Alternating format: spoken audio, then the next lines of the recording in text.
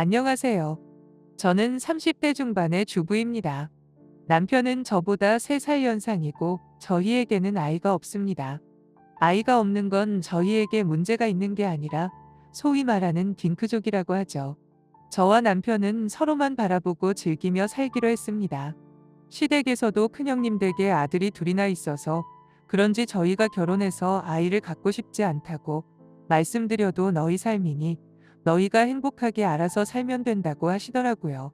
남편은 현재 미국에 본사를 둔 외국계 금융회사를 다니고 있습니다. 업무의 특성상 1년에 2번 꼬박꼬박 미국에 몇 달씩 출장을 다니고 있지요. 제가 욕구가 많은 편이라 남편이 없는 시간이 너무 힘이 듭니다. 저는 결혼 전 필라테스 요가 강사를 했는데 남편이 일을 하지 않았으면 하는 눈치여서 지금은 잠시 쉬고 있습니다. 솔직히 말해서 저는 얼굴도 괜찮은 편이고 몸매도 좋은 편이라 예전부터 주위 남자들에게 많은 관심을 받았어요. 그러다 보니 자연스럽게 많은 남자를 만나볼 수 있었고 반면에 남편을 공부를 열심히 하던 범생이 스타일이었습니다. 하지만 저도 한 남자에게 정착하고 싶어서 지금의 남편을 만났고 저를 아껴주고 사랑해주는 남편을 만나 결혼을 했습니다. 저희 부부는 금술도 좋고 나이 차이도 적어서 어떨 때는 친구처럼 애인처럼 행복하게 잘 지내고 있어요. 저는 사실 아이도 없고 일도 없다 보니 시간이 평소에 많이 남습니다. 혼자 쇼핑도 하고 혼자인 시간을 보낼 때가 많죠. 남편이 있으면 함께 할 수 있는 골프나 자전거를 타거나 하며 지냅니다. 하지만 1년 중에 자리를 비우는 시간이 긴 남편 직업 특성상 남는 시간, 대부분을 혼자 보내야만 하고 그럴 때마다 쌓여있는 기분을 해결할 혼자만의 해소법을 찾으려 노력하고 있습니다. 그중 하나가 드라이브입니다. 제 차는 현재 결혼 전 남편이 타던 6년 된 소나타를 타고 다니는데 남편도 저도 차를 좋아해서 남편은 결혼 후에 조금 무리해서 외제 스포츠카 브랜드의 세단을 구매했어요. 평소엔 남편이 타고 출퇴근을 하지만 남편 출장 중 오롯이 제 차가 되는데요. 저는 혼자 드라이브 다니는 것도 좋아해서 남편 없을 때 여기저기 많이 돌아다녀요. 이건 올해 초에 있었던 일인데 남편이 출장을 가고 혼자서 이것저것 슬램을 지내다가 문득 또 답답해져서 남편 차를 몰고 강원도로 향했어요. 바다도 보고 싶고 해안도로를 드라이브하고 싶어서 저는 강원도 고성까지 올라갔다가 7번국도를 타고 속초로 내려오는 길이었어요. 날씨도 좋고 평일이라 차도 많이 없어서 마치 전세 낸 것 마냥 즐기며 운전하고 있는데 뭔가 퍽하는 불길한 소리가 나더라고요. 한 번 퍽하는 소리가 나고 뒤에는 탁 터진 것 같은 불쾌한 소리가 나서 황급히 갓길에 차를 세워두고 확인해 보니 앞바퀴에 굵은 나사못이 박혀 있었습니다. 타이어 경고등이 들어오거나 하지는 않았지만 이대로 있다가는 바람이 계속 빠져버릴 것만 같아서 근처 카센터를 찾아갔습니다. 큰 동네는 아니즘나 카센터가 있기에 찾아갔더니 젊은 남자 사장님과 그보다도 더 어려 보이는 남직원 두 분이 하고 계시더라고요. 저는 타이어 펑크가 난 것 같으니 한번 확인해 주시고 떼어달라고 부탁을 드렸고 사장님은 사모님 좋은 차 타고 다니시네요 하는 너스레와 함께 타이어를 여기저기 살펴보기 시작하더라고요. 그리곤 얼마 지나지 않아 심각한 표정으로 타이어뿐만 아니라 다른 것도 문제가 생긴 것 같다고 하더라고요. 그러더니 제 차를 리프트에 올려서 바퀴를 빼곤 여기저기 빼시더라고요. 한참을 이것저것 살펴본 뒤에 바퀴만의 문제가 아니고 휠 안쪽에도 문제가 생겼다고 했습니다. 이대로 계속 타고 다니다간 조만간 깨져버릴 수 있다네요. 하지만 제 차가 외제차라서 이 동네엔 맞는 휠이 없고 강릉에 가야만 휠을 구할 수 있다고 하시더라고요. 외지고 아무것도 없는 곳이라 빨리 가고 싶었지만 바퀴에 큰 가시가 박힌 차를 타고 강릉까지 갈 수도 없는 상황이었고 시간도 밤이 늦어지고 있어서 어찌해야 하나 고민하고 있던 상황에 사장님께서는 조수에게 자기 차 키를 주시면서 나는 가게를 비울 수가 없으니 조수 보고 강릉에 가서 제 차에 맞는 중고 휠을 사오라고 시키더라고요. 어쩔 수 없이 저는 그냥 걱정 반 두려움 반인 기분으로 대기실에 앉아 있었는데 사장님께서 정말 친절하게 대해주셨습니다. 따뜻한 커피도 타주시고 일하시는 와중에 오가며 말도 한 번씩 붙여주시더라고요. 그날은 봄이었는데도 낮은 꽤나 더웠어요.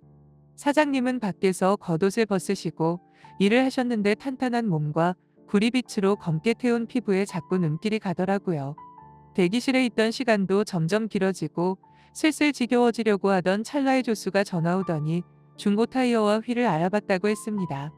가격은 이 정도 선이고 어떻게 하시겠냐고 물어보셔서 이 상황에서는 선택의 여지가 없었지요.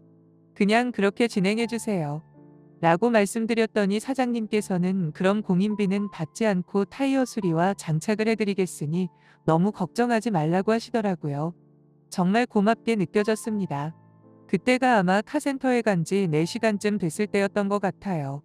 사장님이 직원이 오려면 1시간도 넘게 걸릴 것 같다고 하시며 자기는 저녁을 먹을 건데 같이 시켜주신다고 하셨어요. 저는 계속 괜찮다고 말했지만 사장님께서는 시간이 늦었으니 식사를 하자고 하시면서 근처 식당에서 백반 2인분을 주문하셨어요. 주문한 지 얼마 되지 않아 식사가 도착했고 저와 사장님은 테이블에 상을 차리고 같이 밥을 먹기 시작했어요. 어차피 주변도 어두워지기 시작했고 저 말고는 다른 손님도 없을 것 같았습니다. 처음에는 어색했는데 사장님께서 계속 말을 건네주셨고 이런저런 이야기를 하던 중에 사장님의 아들이 저보다 1살 어린 걸 알게 되었고 어린 나이에 기술을 배워 일찍 카센터를 열게 되었다는 이야기까지 듣게 되었습니다. 나이를 듣게 되니 기름때가 묻은 검게 그을린 얼굴 뒤에는 정말 제 또래 친구들 같은 표정이 있더라고요. 어린 나이부터 이렇게까지 열심히 사시는 걸 보니 대단하다는 생각도 함께 들었습니다. 제가 유부녀만 아니었다면 한 번쯤은 연락처도 얻어내고 밖에서 만나 술 한잔하고 싶어지더라고요. 사장님과 함께 식사를 하며 이야기를 나누고 나니 처음에 놀라고 불안했던 마음은 온데간데 없어져 버렸습니다. 해도 지고 마음이 놓이니까 잠이 쏟아지더라고요. 차를 고치는 걸 기다리는 것도 지치고 해서 소파에 기대 잠들어 버렸지요. 제가 꾸벅꾸벅 졸고 있자 사장님이 오셔서 얇은 담요도 한 장 덮어주셨어요. 사장님은 직원이 다 고칠 때까지 기다리면서 정비소 간판 불뚝 끄고 제 옆에 기다리고 있었습니다. 얼마나 자고 있었는지 모르겠는데 갑자기 느껴지는 손길의 잠에서 깼습니다. 정신을 차리고 보니 사장님이 제 다리를 주무르고 있었고 순간 잠에서 깬 척을 해야 하나 말아야 하나 고민을 하게 되더라고요. 잠깐 고민하다가 헛기침을 해서 제가 일어났다는 것을 알리자 사장님이 화들짝 놀라며 다리를 만지던 손을 치웠습니다. 약간 아쉬운 마음이 들어 제가 더 대담하게 나서기로 했어요. 저한테도 고장난 곳이 있냐고 물으니 제 말을 들은 사장님은 잠시 망설이더니 이내 알 수 없는 미소를 지었습니다. 그러자 사장님은 남편이 못 고치는 곳 자기가 고쳐드린다고 하더라고요. 그리고는 점점 제게 다가왔고 우리는 서로 끌리는 마음을 확인했어요. 길지 않은 시간에 모든 것을 마무리하고 우리는 마치 아무 일도 없었다는 듯이 달이 원래대로 돌아갔습니다. 그리고 머지않아 직원이 다 고쳤다고 얘기했습니다. 사장님께서는 정말 아까 말씀하셨던 그 중고 가격만 받으시더라고요. 강릉까지 다녀오시기도 했는데 수고비라도 더 드리고 싶다고 해도 한사코 거절을 하셨어요. 날은 이미 어둑어둑해질 때였고 더 이상 여행을 이어가는 건 무리라고 판단하고 그 길로 다시 집으로 돌아왔네요. 여행 중에 큰일을 당했지만 그래도 마음 따뜻한 분을 만나서 큰 도움을 받고 기분이 좋았어요. 남편이 돌아왔을 때 그런 일이 있었다고 이야기를 했더니 남편은 화들짝 놀라서 지하주차장에 뛰어내려가더라고요. 그러더니 아무리 봐도 당한 것 같다며 예전의 휠이 지금 거보다 훨씬 상태가 좋았다고 하면서 그 카센터가 어딘지 연락처를 당장 달라고 했어요.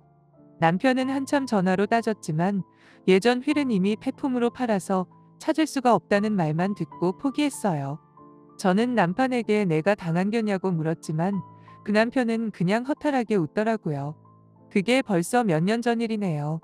정말 저는 그 사장님의 따뜻함에 큰 감동을 받았었는데 정말 제가 덤탱이를 맞은 게 맞을까요? 그때 그 카센터 사장님은 정말 그러실 분이 아닐 거라고 생각했는데 저는 그날 우리가 통했다고 느꼈는데 그저 한 번의 불장난이었던 걸까요? 오늘 사연 여기까지입니다. 시청해주셔서 감사합니다.